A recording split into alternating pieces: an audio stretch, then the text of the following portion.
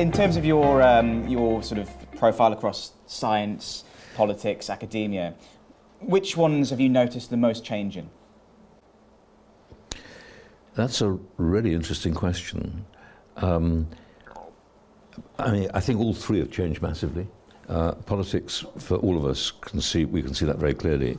There's a complete change in how we regard our politicians, not with much surprise, because of course I think Parliament has changed hugely. I think there was a time when we respected our politicians much more, they were valued much more, I think we've diminished Parliament in the public eye, and I think that's been very bad for our society in many ways, and I think we don't understand that we need to be getting much better people into the representative democracy that we have. I think that would be the first thing.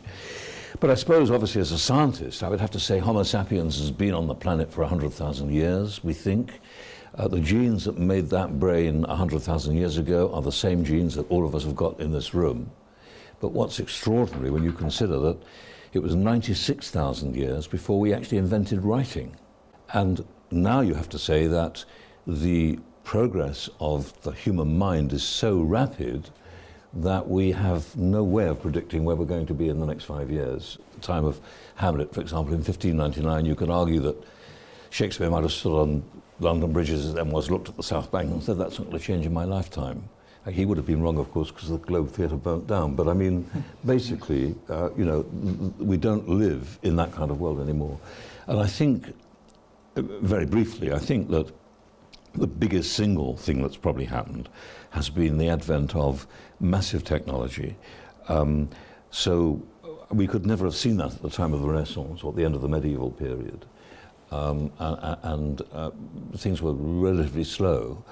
And I think the consequence, actually, if I may just go on for a bit longer, is that one of the problems now is that we are training scientists to know more and more about less and less. They don't actually have a compass in which they can put their science in.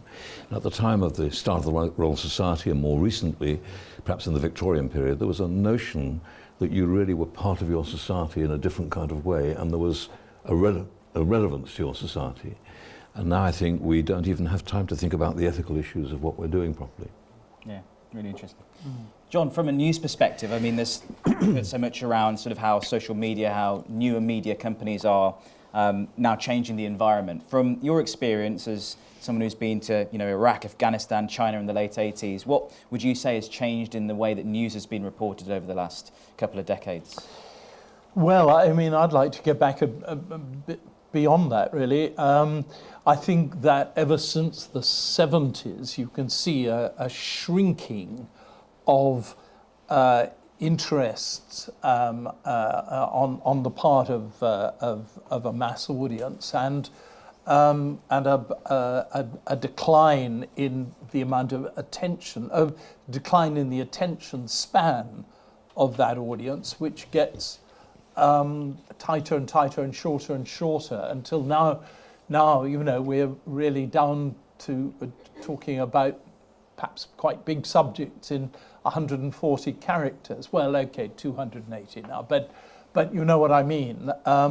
When I started in television news in the 70s, you were doing a report on something, you would interview a couple of people, you would never really, unless there was some sort of accident, you would never use less than perhaps 40 seconds of what your interviewees were saying. 40 seconds is enough time, doesn't sound very long, but it is enough time to get a coherent argument going and to back it up with a certain limited amount of evidence. Nowadays, no report on anybody's television news, any organization's television news, has actuality of a person talking for more than about 14 or 15 seconds. And people's attention span is shrinking almost perceptibly. I would perhaps not year on year, but every 5 years, every 10 years, and things become shorter and shorter and shorter and quicker, and the whole notion now has moved away from what should I want to know about what's going on to what am I interested in? And you, in newspaper terms, you turn the page very quickly on anything that you're not interested in. And news organizations, newspapers, everybody seems to me to be absolutely determined only to tell people what they're most interested in and not what they ought to be interested in. An old Reithian concept which actually nowadays, if you bring it up at meetings in television, people roll their eyes and start to think it's about time they came and took you away. Yeah, interesting points there, John. So, Robert, I think a lot of people will know that you are the pioneering scientist in IVF. How would you assess the current state of play with how hospitals deal with IVF at the moment? It's dreadful. And it also, I've seen quite a few articles out there that suggest that infertility should be treated in the same way as any other illness. Would you agree with that? Well, it's a complicated question, but I think first of all, there are a huge number of people in the IVF history who never get any credit. That's the first thing to say.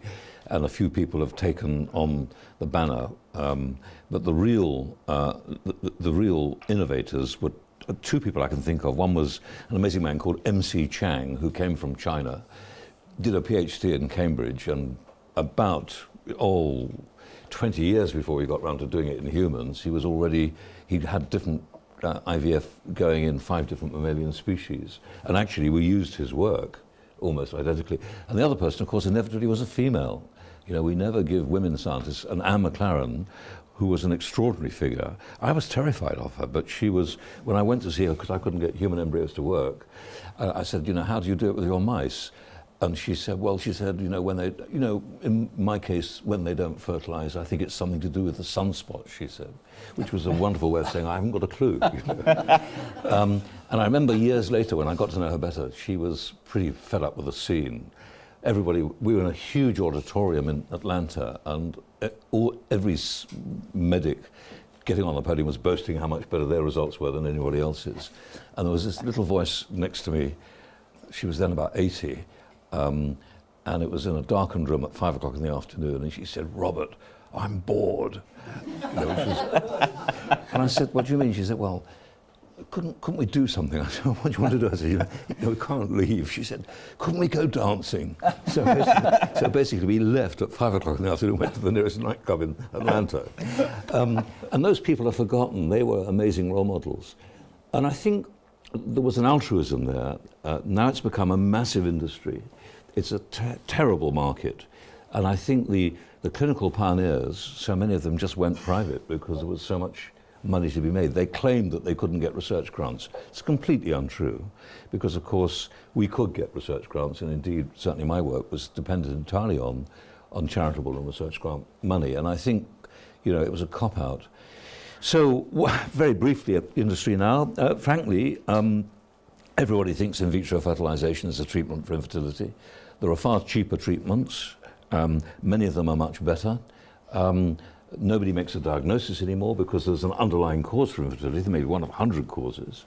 And of course, if you went to your doctor with pain in the chest and said, I need open heart surgery, he would laugh at you because you might have a broken rib or bronchitis. But if you're infertile, you get IVF, and you get IVF very expensively. And that has, I think, been a very bad issue, because I think that with the increasing privatization of medicine, there's a real risk that that's starting to extend to other fields of medicine. So it's not a great paradigm. And people think that it's very successful. Actually, the national success rate is about 28%, something like that. Right. It's a live birth rate.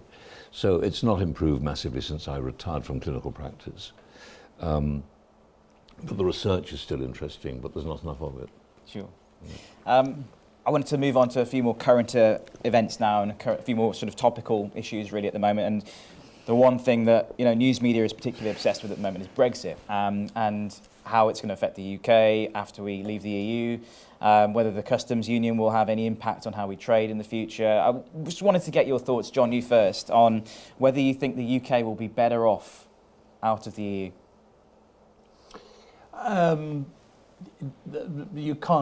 You never can tell, and nobody will ever agree for decades and decades and decades into the future until everybody then falls into line and takes the same view. And I could give you a dozen examples from the past of that. I personally cannot see that it's possible for Britain to thrive in the short and medium term, because human affairs are such that if you disrupt the process, then all sorts of problems follow. What about the long term? Well, I'm 73, so I don't give a shit about the long term. But all I can say is that it's good for business, in my term. So I mean, it's fascinating to watch. It can be quite disturbing. I find the unpleasantness that it generates really disturbing. The poison that it's putting into our public life, I think, is almost incomparable. I mean, I think you've got to go back to the pre-First World War period, 1900 to 1914, to find any equivalent amount of unpleasantness and poison in the atmosphere. But it's history, and it's fascinating to watch it work its way out. Did I tell you what I thought? No, I hope not. No. And Lord Winston, how would you assess Brexit and how the UK will actually, fare? Sorry, Robert. Like John, I'm 78, so I don't really care about the short term, actually. I mean, obviously, I think most of us in science and in the great universities, we have astonishingly good university system in Britain, which we boast about, government boasts about, but it's very difficult to see how the momentum can be easily maintained, because we depend so much on Europe. I mean, in my own laboratory, there are 19 languages, at its height, when I had a lot of people working with me. And of course, one of the issues, of course, is that, I'm a very average scientist, but I had a group of people around me who I collected, who were brilliant people, and we collaborated. And we collaborated with pretty well every European country you can think of, including many of the East Bloc. And it's difficult to see how we're going to regain that momentum in the short term, and probably the medium term as well. And of course, we have been very fortunate to be able to be highly competitive in raising money, grant money from Europe in a way that no other European country has done. We are fortunate in this country that we've got, of course, things like the Wellcome Trust, which is a massive charity. Much of my career was dependent on the Wellcome Trust. And of course, they give out even more money now than they did, 20 years ago. But I think one has to be nervous about the UK. And I don't know about you, John, but when I look round Parliament, what I see is almost chaotic. It doesn't seem to me that there's any clear guidance on either side of really where we're actually going with what we're doing. No, I think you're absolutely right. No vision at all. I think the way that the world is evolving these days, it certainly looks to be more of a divisive world out there at the moment.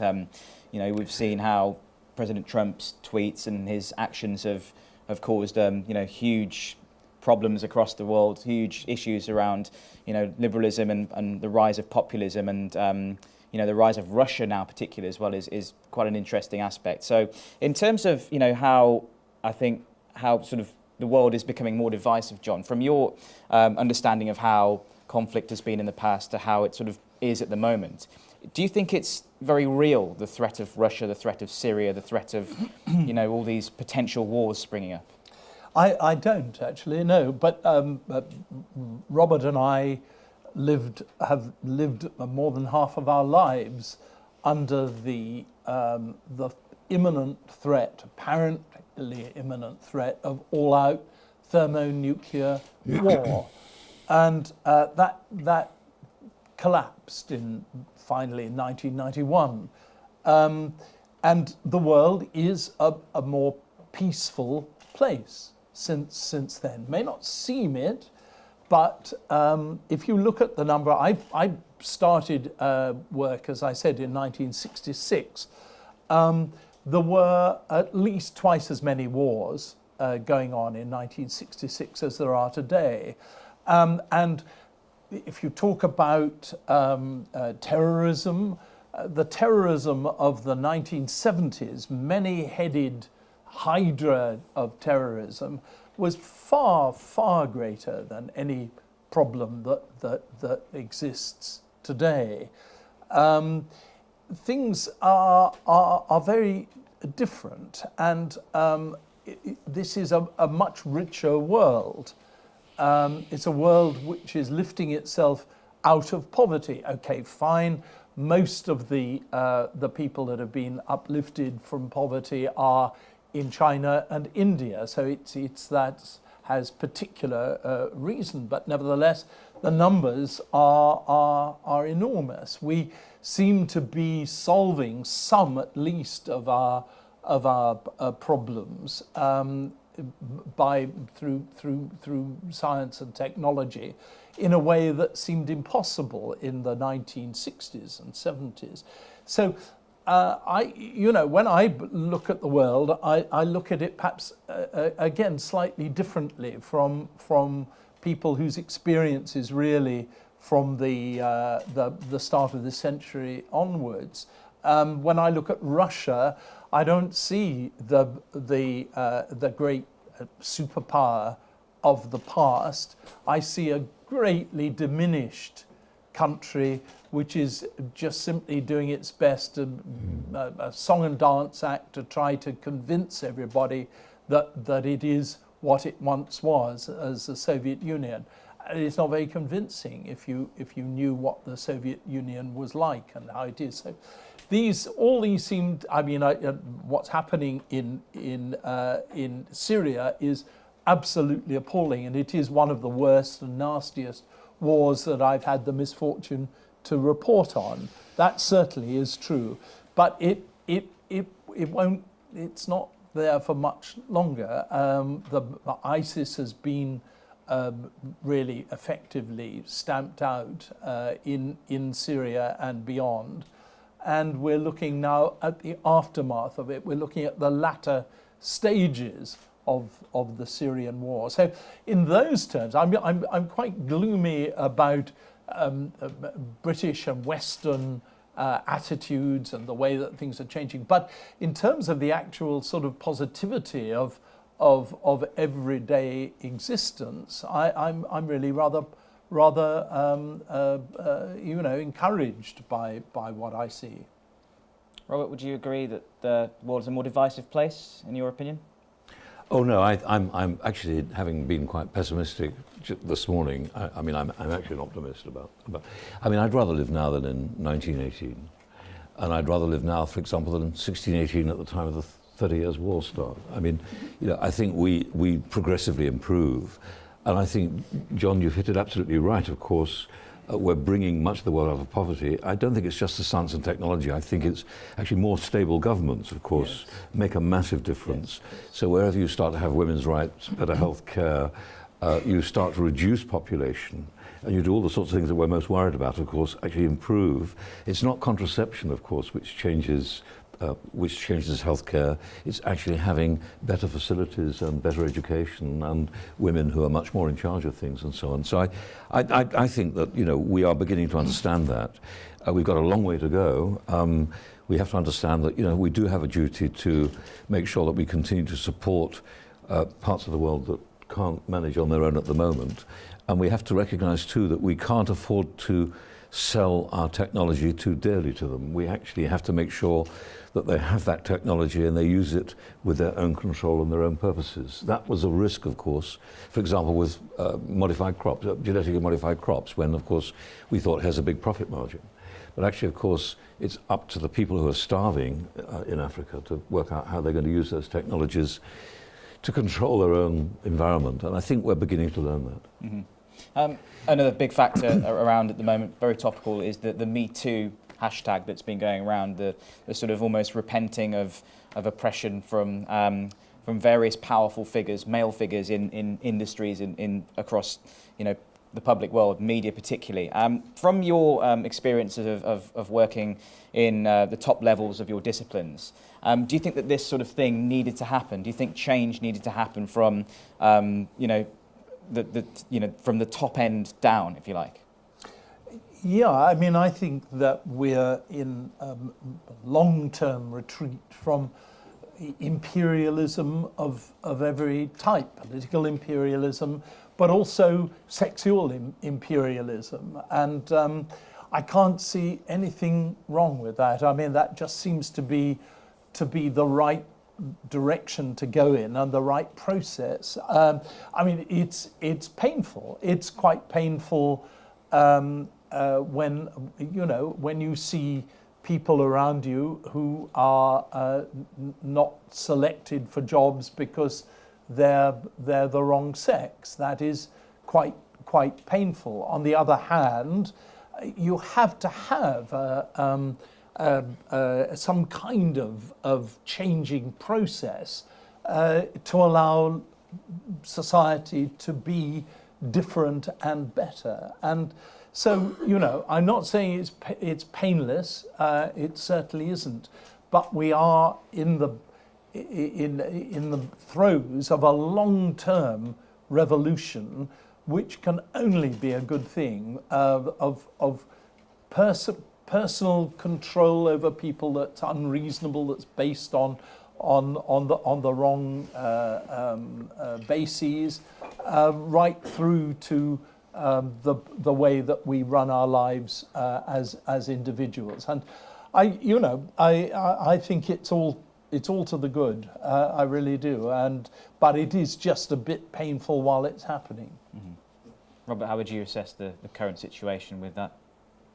Well, I think a lot of things we could improve. Maybe that's one way to look at it. I mean, for example, one of the things that really I'm increasingly involved with. By the way, first of all, let me just say, for example of good things, you should have to look at London and see what an amazing cultural hub this city is at a time when we're actually quite depressed about the future. I mean, it's extraordinary what's going on in London, and I think that's been increasing steadily, and it's a very good example.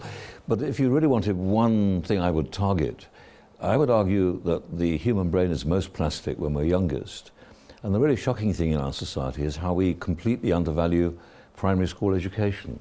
I think if we were really going to change our society, we would have to recognize that we need to respect and improve the quality of the primary school teachers who are undervalued in our society, because sadly in so many parts of this country, if you go 15 miles east of one of our great universities, Cambridge, you come to a complete desert educationally, where teachers are struggling, where children are going home without any kind of aspiration, there are no books in the house and so on. And in my view, more and more of our children are illiterate by the time of 11. They're very inquiring at the age of 9. They don't get the right answers because the teachers don't have all the tools that they can have. They're not being taught to think or debate. And that has a very powerful impact by the time they do GCSE, which is increasingly narrow. We're training people to do more and more in narrow subjects. And the Russell Group universities like my own, of course, are controlling that system with A-levels, which are not actually terribly relevant to society. You do an A-level in the 3 sciences now, you can be sure that those A-levels will not represent what you do at university, because of course we don't just do biology in my lab, we don't just do chemistry in the lab next door. The most important scientist in my own laboratory is the mathematician, and the next most important person is probably the physicist. We're actually much more collaborative and integrated, and we need to teach that collaboration at the age of 7 onwards. You know, we are not, the world is not made by Nobel Prize winners, it's made by people working together in a harmonious and happy way. And that's a very important message for schools. But of course, unfortunately, Secretaries of State for Education have had the disadvantage of going to school, and therefore they think they understand education. Very well said, Robert. Before I open it up to the floor, I just want to finish off on the opinions of these two on what the greatest threats are on the horizon for your various industries, and also what you're most excited about. So, John, would you want to go first on that? I think the greatest threats are really is the closing of the national and the international mind, the dumbing down. It's a phrase I've always disliked, resisted, defended my own organisation from, until the other day when I happened to listen to a recording of some stuff that was broadcast in the early 70s, and I realised how much more the broadcaster, the people broadcasting, could rely on their audience knowing and understanding. And we have closed our minds, I think. We're in the process of closing them to a quite disturbing extent.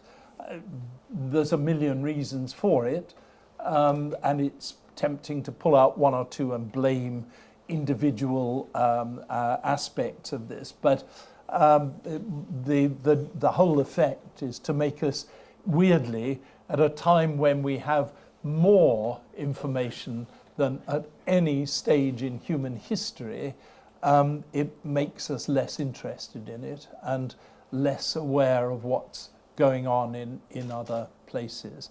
That I find terribly depressing. What do I think is good? Well, actually, aside from that, I mean, most things I think in our society are on the up and improving, and the relationship of person to person is better and more harmonious, I would argue, than it has been at any stage in my life, and that can only be really, really good. But in terms of broadcasting, in terms of journalism and so forth, I think you'd be hard put to it to be too enthusiastic. Sure.